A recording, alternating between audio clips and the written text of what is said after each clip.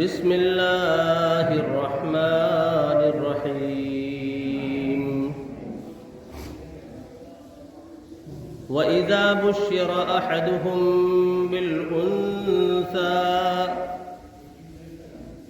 ظَلَّ وَجْهُهُ مُسْوَدًّا وَهُوَ كَظِيمٌ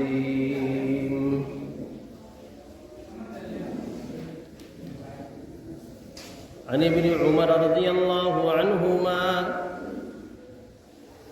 عن النبی صلی اللہ علیہ وسلم قال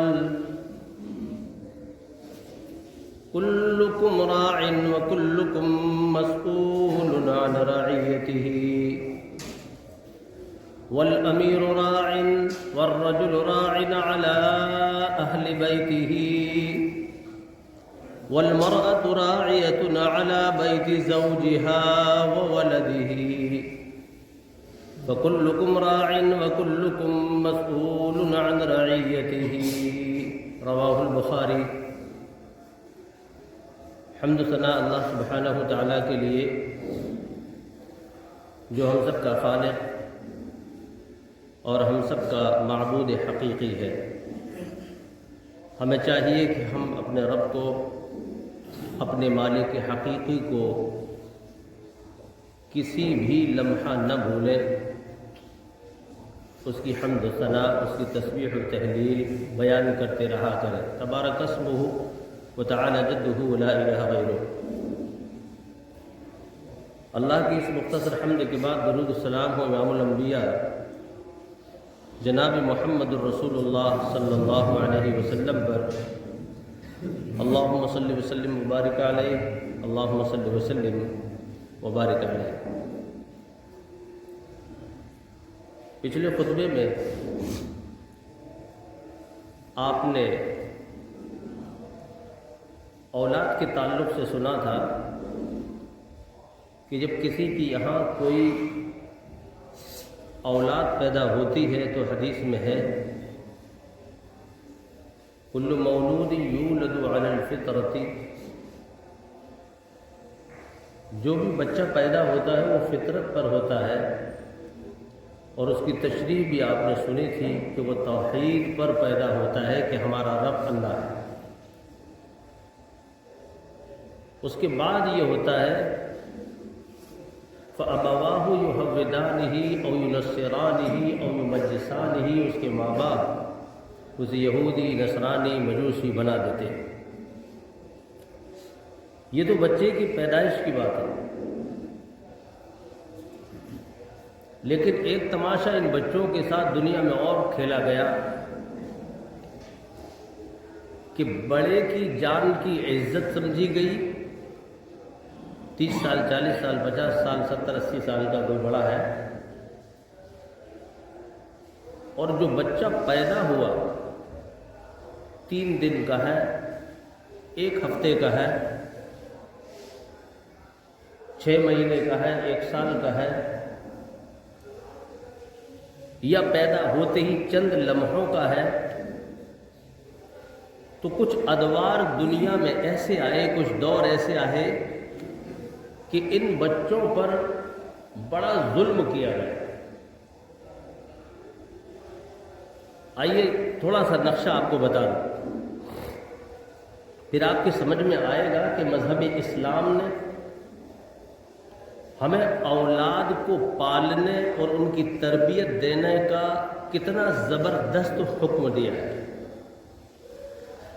بڑی مشہور بات ہے، بڑا مشہور نام ہے، آپ نے سنا ہوگا فرعون، جس نے اپنے آپ کو انا ربکم الاعلی کہا تھا کہ میں تمہارا سب سے بڑا رب ہوں۔ اس کی حکومت تھی، بادشاہ تھا یہ۔ کاہنوں نے ایک مرتبہ فرعون سے کہا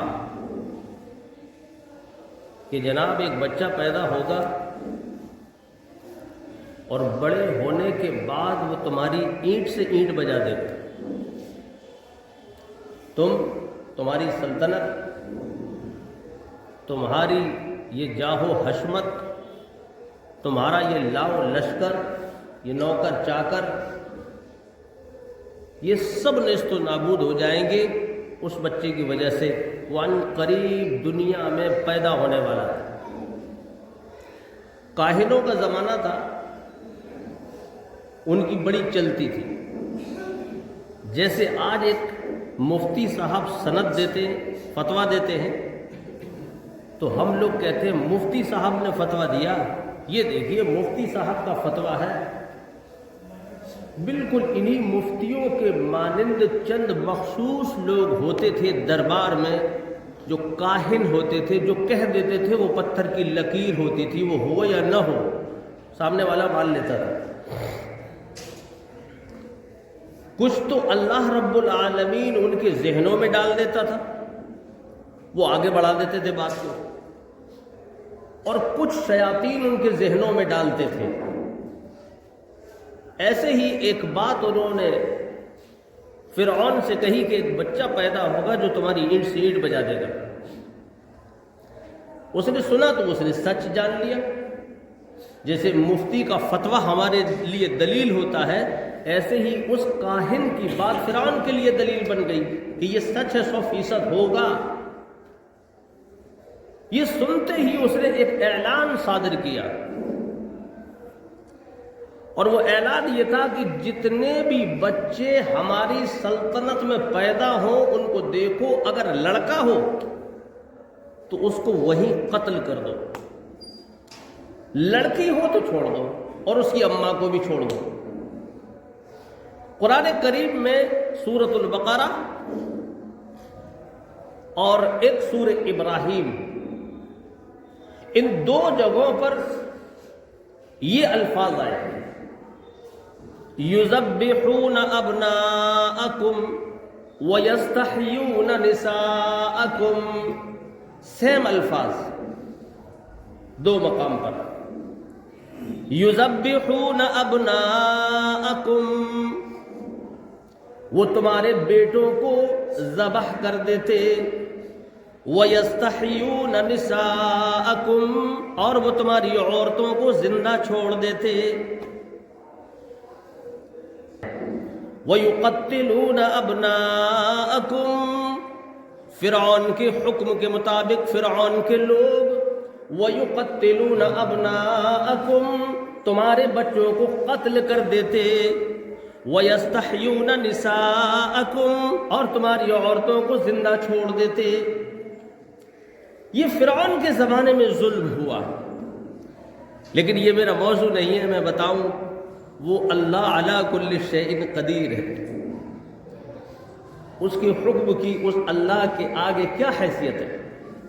اسی بیچ میں ایک بچہ پیدا ہوا، اللہ نے اس بچے کو بچایا، اور بچا کر اسی کے محل میں پہنچوا دیا، اور کہا تم نے حکم صادر کیا ہے کہ بچوں کو قتل کر دو، میں وہ رب العالمین ہوں کہ تمہارے ہی محل میں تمہاری اینٹ سے اینٹ بجا دینے والا بچہ پلواؤں گا، تم ہی کھلا کر اس کو پالو گے۔ موسیٰ اسی کے گھر پہ پلے۔ تو ایک دور یہ گزر چکا،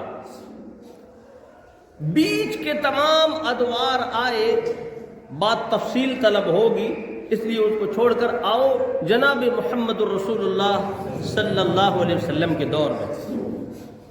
ایک ایک چیز آپ یاد رکھیں گے، وہ آپ کو فائدہ دے گی، ابھی بھی، کبھی بعد میں بھی، سمجھنے کے لیے بھی اور سمجھانے کے لیے بھی۔ اللہ کے رسول صلی اللہ علیہ وسلم کا جب دور آیا تو اس میں معاملات بڑے خلط ملط تھے لڑکے اور لڑکی کو لے کر کے۔ ایک معاملہ تو یہ تھا کہ لوگ لڑکی اور لڑکے دونوں کو گاڑتے تھے زندہ، سب نہیں، کچھ کچھ۔ ایک معاملہ یہ تھا کہ اپنے معبودان باطلہ پر لڑکے اور لڑکی کی بلی چڑھاتے تھے، وہاں قتل کرتے تھے۔ اور ایک معاملہ یہ تھا کہ لڑکی کو برا سمجھتے تھے جب انہیں خوشخبری دی جاتی تھی کہ تمہارے یہاں لڑکی پیدا ہوئی ہے، تو ان کا چہرہ متغیر ہو جاتا، بدل جاتا، مسودا وہو کظیم، سیاہ ہو جاتا اور وہ کڑوے کڑوے گھونٹ لینے لگتا. ایک یہ مسئلہ تھا. اللہ رب العالمین نے آیت نازل کی ان کا علاج کرنے کے لیے. قرآن کیا کہتا ہے اس بارے میں؟ وَإِذَا بُشِّرَ أَحَدُهُم بِالْأُنثَىٰ ظَلَّ وَجْهُهُ مُسْوَدًّا وَهُوَ كَظِيمٌ. جب ان کے یہاں ان میں سے کسی کو بشارت دی جاتی، خوشخبری دی جاتی، بالانثى لڑکی کی کہ تمہارے یہاں خوش ہو جاؤ، لڑکی پیدا ہوئی ہے، وَهُوَ كَظِيمٌ، تو وہ کڑوے کڑوے گھونٹ لینے لگتا. اس کا چہرہ مسودّا، اس کا چہرہ سیاہ ہو جاتا، وَهُوَ كَظِيمٌ، اور وہ کڑوے کڑوے گھونٹ لینے لگتا. یہی نہیں، یتوارا من القوم من سوء ما بشر بہ، وہ اپنی قوم سے چھپا چھپا پھرتا، اپنے چہرے کو چھپائے پھرتا. ما بشر بہ، اس بشارت کی وجہ سے جو اس نے سنی کہ تمہارے یہاں بچی پیدا ہوئی ہے، اس سے قوم سے چھپا پھرتا کہ کیا منہ لے کر اپنی قوم اور اپنے سماج و برادری میں جاؤں گا، لوگ کیا کہیں گے کہ لڑکی پیدا ہوئی ہے. اَيُمْسِكُهُ عَلَىٰ هُونٍ أَمْ يَدُسُّهُ فِي التُّرَابِ، قوم سے چہرے کو چھپائے چھپائے ہی نہیں پھرتا، بلکہ اَيُمْسِكُهُ عَلَىٰ هُونٍ، اس نے جو یہ بری خبر سنی ہے اس کو لگتی ہے بری.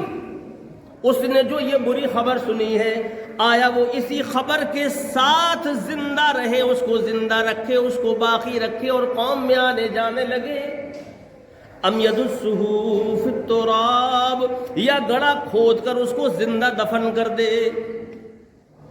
یہ لڑکی کے بارے میں خیال تھا. لڑکی سے اتنی نفرت. اللہ رب العالمین کے بارے میں اب ان کا ساتھی خیال سن لو. اللہ رب العالمین قرآن میں آیت نازل کر کے کہتا ہے کہ یہ لڑکیوں سے تو اتنی نفرت کر رہے ہیں کہ ان کے چہرے بدل جاتے ہیں، کالے پڑ جاتے ہیں، شرم و حیا کی وجہ سے اپنی قوم کے لوگوں کے درمیان نہیں جاتے کہ کیسے سامنا کروں گا. سوچتے ہیں کہ اس بری خبر کے ساتھ اس منحوس لڑکی کو پالوں یا دفن کر دوں. لیکن یہ کتنے ذلیل اور بدبخت ہیں. اللہ کے لیے کہتے ہیں کہ فرشتے اللہ کی لڑکیاں، اللہ کے لیے لڑکیاں پسند کرتے اور اپنے لیے لڑکیاں ناپسند کرتے. یہ کون سا انصاف ہے؟ وَيَجْعَلُونَ لِلَّهِ الْبَنَاتِ سبحانہ. اللہ قرآن میں فرماتا ہے یہ لڑکیاں کے اللہ کے لیے لڑکیاں بناتے ہیں، اس کی ذات پاک ہے. بنت لڑکی جمع بنات. وَيَجْعَلُونَ لِلَّهِ الْبَنَاتِ، اللہ کے لیے یہ فرشتوں کو کہتے اللہ کی بیٹیاں ہیں. جب تم اللہ کے لیے بیٹیاں پسند کرتے ہو تو تمہاری یہ کیا حالت ہے کہ تم اپنے لیے اپنی بیٹیوں کو کیوں پسند نہیں کرتے؟ یہ ناانصافی تھی ان کے یہاں. تو لڑکیوں کا قتل ایک تو اس لیے کہ وہ بری سمجھتے تھے، بری اس لیے سمجھتے تھے، اس کی دو وجہ تھی. اور ان ایک وجہ میں تو لڑکے اور لڑکیاں دونوں آتے تھے، اور ایک وجہ میں صرف لڑکی. صرف لڑکی وہ یہ کہ یہ بڑی ہوگی، یہاں کے ماحول کے حساب سے رقص و سرور کرے گی، ناچے گی، گائے گی، قہوہ خانوں میں جائے گی، اسٹیج پر جائے گی. سب سے بڑا دھندا اور بزنس یہاں جو زناکاری کا ہے، کوٹھے کھلے ہوئے ہیں. ممکن ہے یہ کوٹھوں میں کسی کی زینت بنے گی، کبھی اس کے بستر پر کبھی اس کے بستر پر. یہ سب سے بڑا بزنس تھا وہاں کا. اور اس ہندوستان کے بھی آج سے بہت برس پہلے یہ بہت بڑے بزنس تھے، آج بھی ہے۔ دہلی میں، جے پور میں، بڑے بڑے شہروں میں چلے جاؤ، آج بھی کوٹھے کھلے ہوئے۔ اس شہر میں جب میں چھوٹا تھا تب بھی کوٹھے کھلے ہوئے تھے، اور مجرا دیکھنے جا رہے ہیں، مجرے کے نام پر لوگ گئے یہاں سے۔ وہ لوگ جو مجروں میں گئے ہیں وہ اپنی آنکھوں سے میں دیکھ چکا ہوں۔ کچھ جگہ تھی مارکیٹ میں، شہر اٹاوا میں، جہاں بیلے کے پھول کا بنا ہوا گجرا بکتا تھا، اور جا کر سب سے پہلے تو وہ گجرا خریدتے تھے، ہاتھ میں اس طریقے سے سونگھتے ہوئے جاتے تھے ان مجرے خانوں میں، مجرا سنتے تھے۔ اس زمانے کا 1 روپیہ، 2 روپیہ، 5 روپیہ ایسے لٹا دیتے تھے۔ مجرا سن کر کئی گھنٹے کے بعد آ جاتے تھے۔ یہ مجرے کی داستانیں کئی فلموں اور سیریلوں میں بھی آج بھی کوئی دیکھ سکتا ہے، لیکن اللہ کے رسول صلی اللہ علیہ وسلم کے زمانے میں یہ بہت زیادہ تھا۔ پہلے مجرا سنو، پھر بستر پہ پہنچو، اور وہی مجرا سنانے والی تمہارے پاس آ کر سوئے گی۔ بعض لوگ جو شرمیلے تھے وہ یہ کہتے تھے کہ یہ میری لڑکی کرے گی، اس لیے ابھی ہٹاؤ، یہ اچھا نہیں لگے گا مجھے، دفن کرو اس کو۔ دوسری وجہ ایک اور تھی جس میں لڑکا اور لڑکی دونوں آتے، وہ یہ تھی کہ یہ لڑکا اور یہ لڑکی جب بڑے ہو جائیں گے تو ہمارے ساتھ کھائیں گے تو ہمارا درہم و دینار کم ہو جائے گا، ہم پہ خرچہ بڑھ جائے گا۔ آج خرچے کے بڑھ جانے کی وجہ سے بہت سے لوگ اس بات پر کنٹرول کرتے ہیں یا پھر آبورشن کرا دیتے ہیں کہ ہم پہ خرچہ برداشت نہیں ہوگا۔ اللہ کو بھول گئے۔ اللہ کہتا ہے نحن نرزقکم وإیاہم، نحن نرزقہم وإیاکم، یہ جملے قرآن کریم کے اندر آپ کو ملیں گے۔ ہم تمہیں رزق دیتے ہیں، ان کے بھی ہم رزاق ہیں۔ کیا تم رزاق ہو؟ تم جو کھاتے ہو، بیوی کو کھلاتے ہو، 1-2 بچوں کو کھلاتے ہو، کیا تم رزاق ہو؟ رزاق تو میں ہوں، میں نے تمہارا انتظام کیا، ان کا بھی میں ہی کروں گا۔ ایک حدیث سنیں، بخاری شریف کے اندر حدیث ہے، قال رجل یا رسول اللہ صلی اللہ علیہ وسلم ای الذنب اکبر عند اللہ۔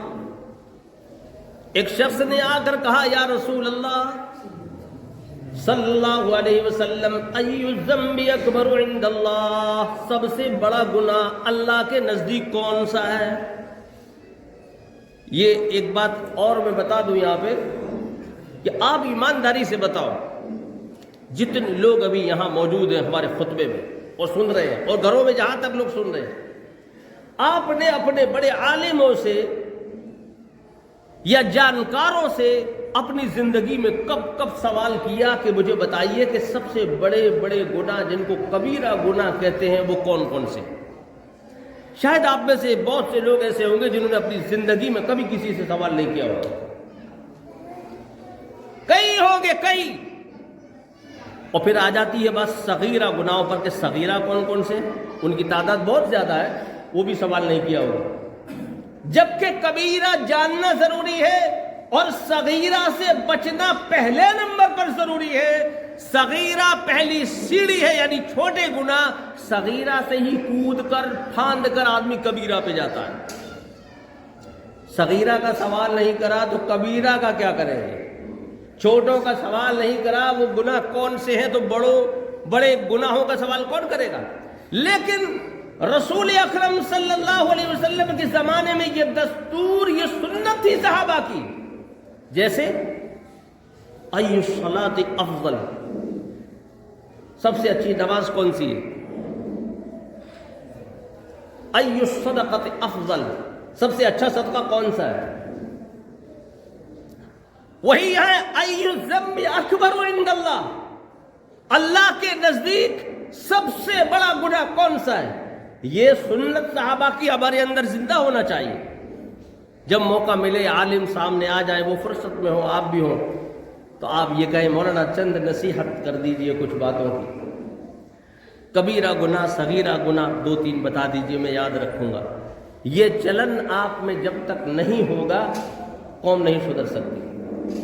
یہ صحابہ کی سنت آپ کو پیدا کرنی پڑے گی اپنے اندر، اگر چاہتے ہو کہ آپ اور آپ کے بچوں کا دین تبدیل نہ ہو جائے آنے والے چند برسوں کے بعد، آپ کے بچے آپ کے ناتی پوتے مرتد نہ ہو جائیں، تو آپ کو یہ حدیث سنت زندہ کرنی پڑے گی، ورنہ یاد رکھنا آپ کے ناتی پوتے آنے والے وقت میں ٹکو ٹکو سکوں سکوں پر دھرم بدل دیں گے۔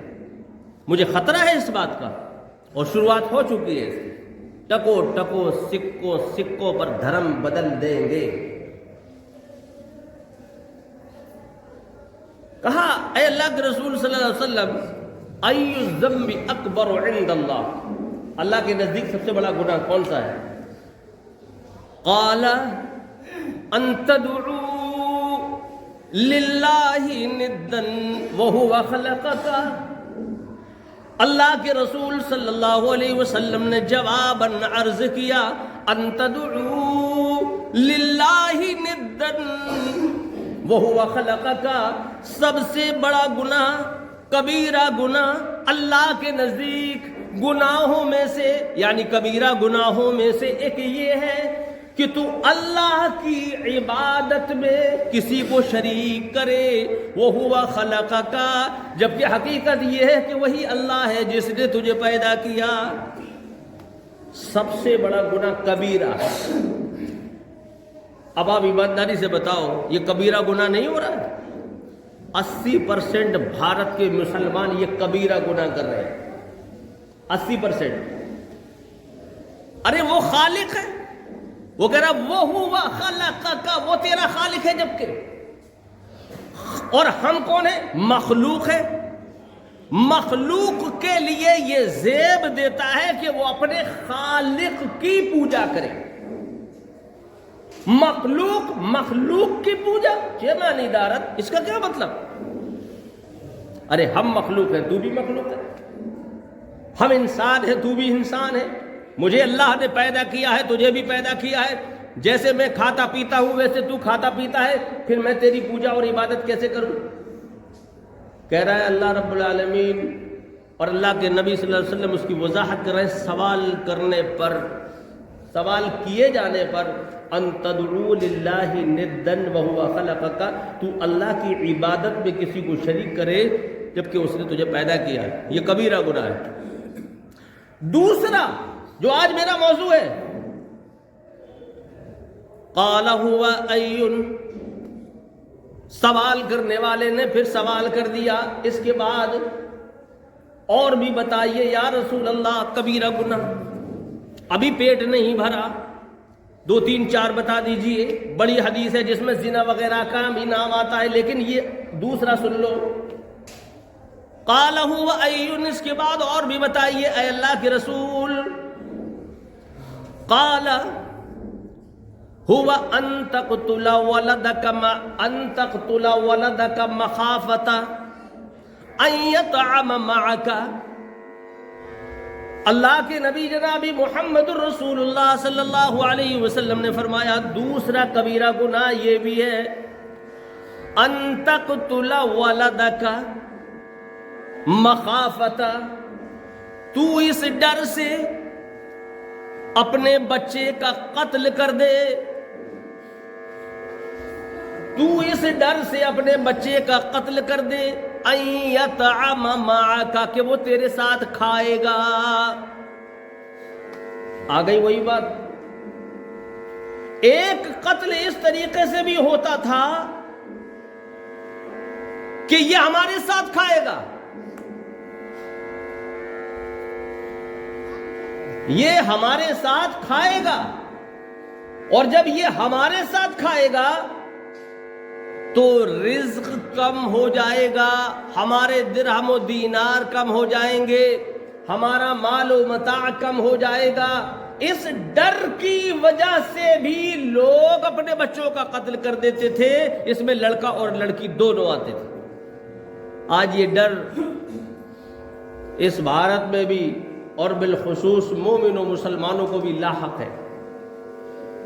ہاں بھائی، 2 ٹھیک ہے، 3 4 اگر ہو گئے تو یہ ہم ان کو کھلا نہیں پائیں گے، ان کو پال نہیں پائیں گے، ان کو پڑھا لکھا نہیں پائیں گے۔ اس ڈر سے وہ پوری کوشش تو یہ کرتے ہیں کہ بچہ نہ آئے، اور اگر آ جائے تو وہ پیٹ میں ہی قتل کروا دیتے ہیں، اس کا آبورشن کرا دیتے ہیں۔ سیم یہ اسی طریقے کا گناہ ہوگا کہ جو اس زمانے میں پیدا ہونے کے بعد زمین میں گاڑ دیتے تھے۔ بھائی پیٹ ایک قبر کے مانند ہے، اور اگر وہ باہر آ گیا پیدا ہو کر دنیا میں اور آپ نے گڑھا کھودا، وہ بھی ایک پیٹ ہی ہے اور اس میں دفن کر دیا۔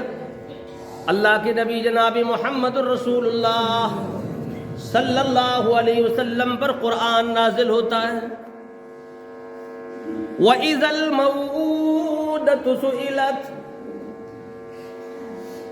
میدان محشر قیامت کے دن ہو، میدان محشر قیامت کے دن اللہ رب العالمین کا عرش ہوگا، وہ جلوہ گر ہوگا، وہ زندہ گاڑی ہوئی لڑکی اللہ کے سامنے آئے گی۔ وَإِذَا الْمَوْءُودَةُ سُئِلَتْ، اور جب الموعودہ زندہ گاڑی ہوئی لڑکی کے بارے میں سئلت، اس لڑکی سے سوال کر کے رب العالمین پوچھے گا، کیا پوچھے گا؟ بِأَيِّ ذَنبٍ قُتِلَتْ، اے لڑکی بتا وہ تیرا کون سا گناہ تھا جس کی سبب، جس کی وجہ سے تجھے زندہ گاڑ دیا گیا تھا۔ بِأَيِّ ذَنبٍ قُتِلَتْ، یہ کس سے پوچھا جائے گا؟ لڑکی سے۔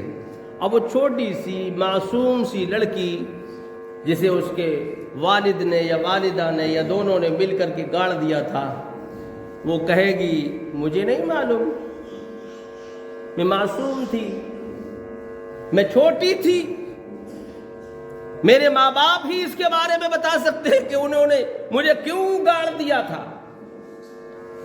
اور جب ان کے والدین کو بلایا جائے گا اور ان سے پوچھا جائے گا اور ان سے کہا جائے گا کہ یہ کیا حالت ہے، تم نے اس کو کیوں زندہ گاڑا تھا، تو لڑکی کے بارے میں تو یہ بتائیں گے 2 باتیں، کہ مجھے ڈر تھا کہ یہ میرا کھائے گی، میرے درہم و دینار کم ہوں گے۔ دوسری وجہ بتائیں گے، ایک یہ تھی کہ لڑکی تھی جس کو لوگ بڑا برا سمجھتے تھے، یہ بڑی ہوگی مجھے شرم آئے گی، حیا آئے گی، اس لیے میں نے اس کو زندہ دفن کر دیا تھا۔ 2 وجہ وہ بتائیں گے، تو وہ وہاں مجرم ہوں گے، وہاں ذلیل و رسوا ہوں گے۔ اللہ رب العالمین نے محمد مصطفیٰ صلی اللہ علیہ وسلم پر یہ آیت بھی نازل کی، وَيَجْعَلُونَ لِمَا لَا يَعْلَمُونَ نَصِيبًا مِّمَّا رَزَقْنَاهُمْ تَاللَّهِ لَتُسْأَلُنَّ۔ وہاں بہت سے لوگ کیا بلکہ زیادہ تر ایسے تھے کہ جو ان کے معبودان باطلہ تھے، ان کے بت جن کو پوجتے تھے وہ بڑے بڑے تھے، مردہ مر چکے تھے، ان کی مورتیاں بنی ہوئی رکھی تھی۔ آپ کو یہ بات تو سننے کو ملی ہوگی کہ کعبۃ اللہ میں 360 بت تھے۔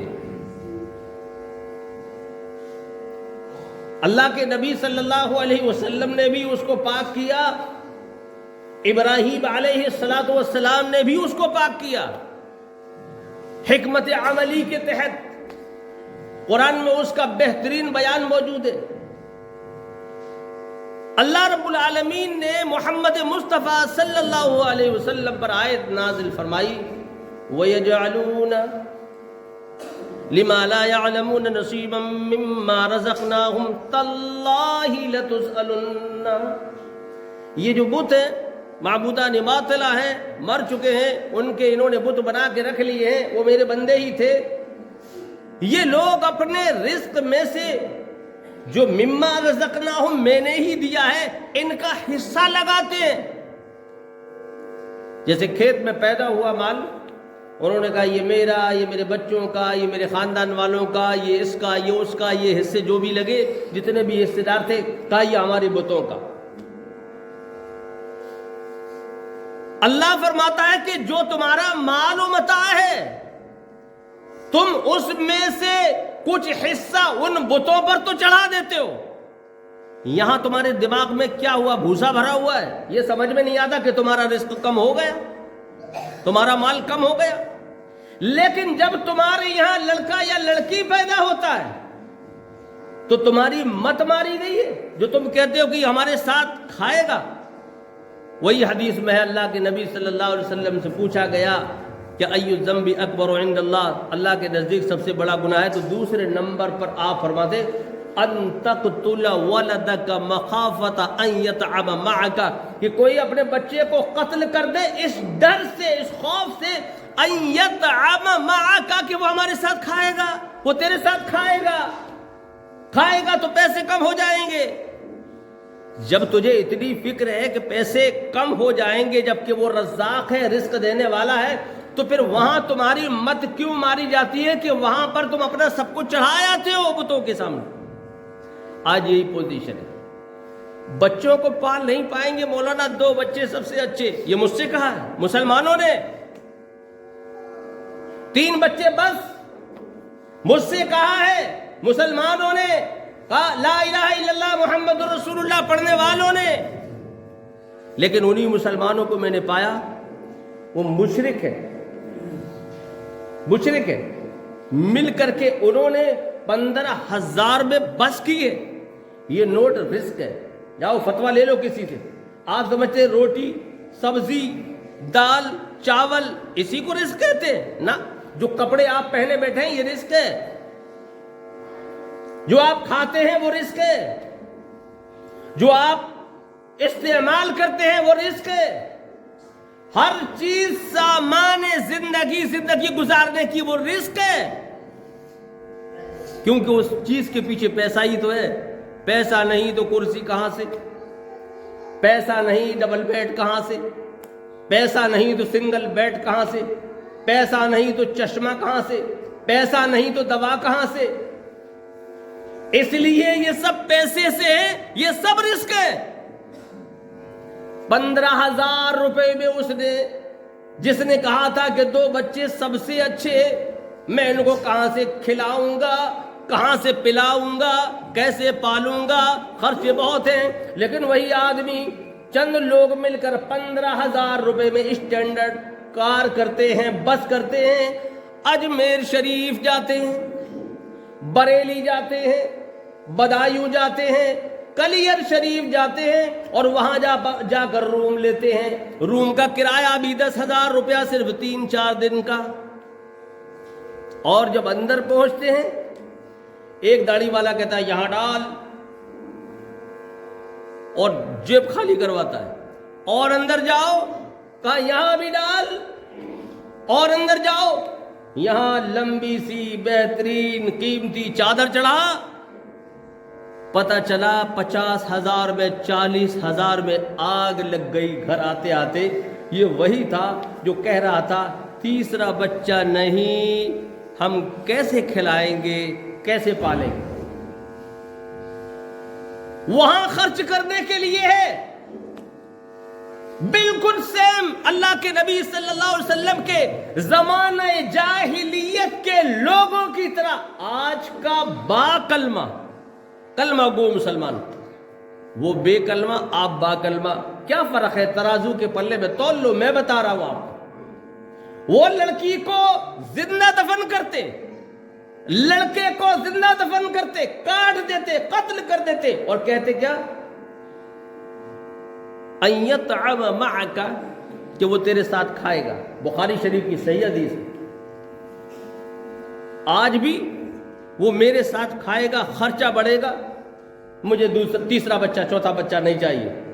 اور وہی آدمی اس زمانے میں حصے لگا رہا ہے بتوں کے. وَيَجْعَلُونَ لِلَّهِ مَا لَا يَعْلَمُونَ نَصِيبًا مِّمَّا رَزَقْنَاهُمْ، جو میں نے ان کو رزق دیا ہے نہیں جانتے یہ بدبخت، یہ ذلیل لوگ ناواقفیت کی بنا پر اپنے معبودان باطلہ کے حصے بناتے ہیں. تاللہ لتسألن، تاللہ قسم خدا کی، یہ قسمیں ہیں اللہ کی، واللہ اللہ کی قسم، باللہ اللہ کی قسم، تاللہ اللہ کی قسم. یہ اللہ قرآن میں قسمیں کھاتا ہے. واللہ باللہ ثم تاللہ، یہاں وہی ہے تاللہ اللہ کی قسم. اللہ نے اپنی قسم کھائی ہے، یہ قرآن کی آیت ہے. تاللہ اللہ کی قسم، یعنی اللہ کہہ رہا ہے مجھے میری قسم، لتسألن، آنے دو تو انہیں میدان محشر قیامت کے دن ان سے سوال ہوگا. تو وہ وہاں خرچ کرتے تھے، یہاں ڈرتے تھے بچہ پالیں گے تو کھائے گا. آج کا کلمہ گو لا الہ الا اللہ محمد الرسول اللہ، یہ کہنے والا بچے تیسرے کو نہیں پالتا کہ وہ خرچ ہوگا، اور وہاں معبودان باطلہ پر لاکھوں روپے خرچ کر دیتا ہے. صبح صبح تھوڑا تھوڑا روز خرچ ہو رہا ہے. ابھی میں شاپ پر جاتا ہوں اپنی AH الیکٹریکلز اینڈ الیکٹرانکس، تو میرے ذہن میں ایک دکان ہے تو کئی، ایک ابھی 3 دن پہلے میں نے دیکھا، میں نے غیر مسلم کو دیکھا جب وہ شاپ کھولتا ہے تو اپنے ہاتھ میں اگربتی لیتا ہے، اس کو ماچس سے جلاتا ہے، دائیں ہاتھ میں پکڑتا ہے اور پھر دائیں ہاتھ کی کونی کو اس طرح بائیں ہاتھ سے پکڑتا ہے ایسے، اور پھر سب سے پہلے اپنے معبودان باطلہ کی تصویروں پر دھوڑی دیتا ہے. اس کے بعد گارمنٹس کا کام ہے تو بچوں کے فراق وغیرہ جو بھی رکھے ان سب پر دھونی دیتا ہے. میں نے ایک کلمہ گو مسلمان کو دیکھا اسی شہر میں، اس کے بھی ہاتھ میں اگربتی جلتی ہوئی، اور اس کے دائیں ہاتھ کو، اس کی کوہنی کو بائیں ہاتھ سے اس نے پکڑا، سیم با کلمہ بے کلمہ سیم. اور پکڑنے کے بعد اس کی دکان پر معلوم میں کیا تھا؟ آلو، ٹماٹر، مرچیں، دھنیے، شلغم، یہ سب تھا.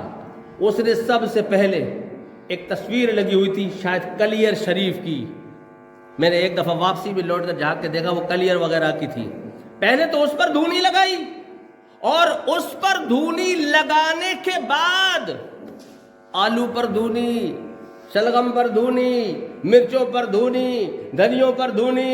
اب آپ بتاؤ اس میں با کلمہ میں بے کلمہ میں کیا فرق رہا؟ یہ روز کا خرچہ ہے اس کا، کم سے کم 10 روپے کا ایک پیکٹ. اگر وہ آدھا جلا لیتا ہے تو 5 روپے کا تو ہو ہی گیا. 5 روپے کے حساب سے مہینے کے کتنے ہوئے، سال کے کتنے ہوئے؟ اور سب سے بڑی بات یہ شرک ہوا. بچے کی فکر ہے ایتعب معک، وہ تیرے ساتھ کھائے گا، اور بدبخت یہ تو حرام خرچ کر رہا ہے، اس کی فکر نہیں ہے تجھے. جو چادریں چڑھا رہا ہے اس کی فکر نہیں ہے تجھے. جو مزاروں پر لڈو لے لے کر، ملیدے اور فلیتے لے لے کر جا رہا ہے اس کی فکر نہیں ہے تجھے. اس زمانے کے وہ کافر اس زمانے کے کلمہ گو سیم برابر. قیامت کے دن اللہ رب العالمین کہے گا سیم ادھر آؤ.